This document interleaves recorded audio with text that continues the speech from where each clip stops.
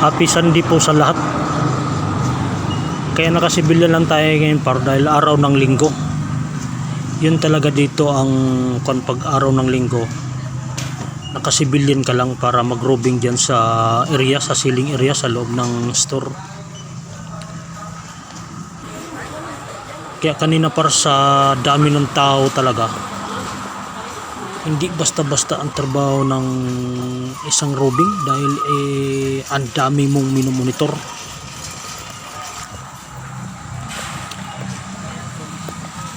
Kaya kanina par wala talaga tayong tigil sa pag-iikot, pagmomonitor sa mga tao dahil hindi natin alam kung mayroong nakapasok na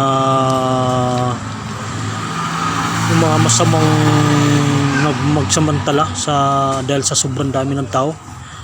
Kaya tayo par talagang tudo ikot talaga kanina sa pagmomonitor sa lahat ng tao dito sa loob. Kung saan yung tumpok-tumpok par, doon tayo nakamonitor para malalaman natin kung wala talagang mga masamang loob nakapasok na nagsamantala habang maraming tao. Kaya hindi tayo pwede sa isang area nga nakatambay lang tayo par. Kaya kanina talagang wala tayong tigil sa pag-iikot-ikot sa pagmumonitor sa lahat ng tao.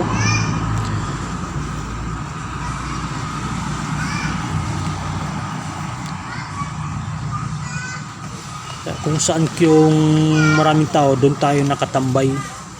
At ito par nag-aakot tayo ng mga postcard saka yung mga basket kung medyo tahimik na, pagka medyo konti na ang tao.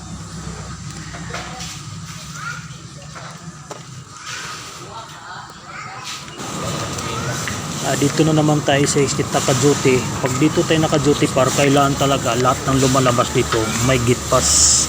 Hindi pwedeng lalabas na walang gate pass. Yun talaga ang SOP ng trabaho ng isang gwardiya. Pagka wala kang papel na may dala kang gamit o ano man yung dala-dala mo nga pwede mong ilabas, hindi pwede kung wala ka talagang papel. Yun talaga ang pinaka-SOP sa bilang isang gwardiya na titingnan, chichikin mo.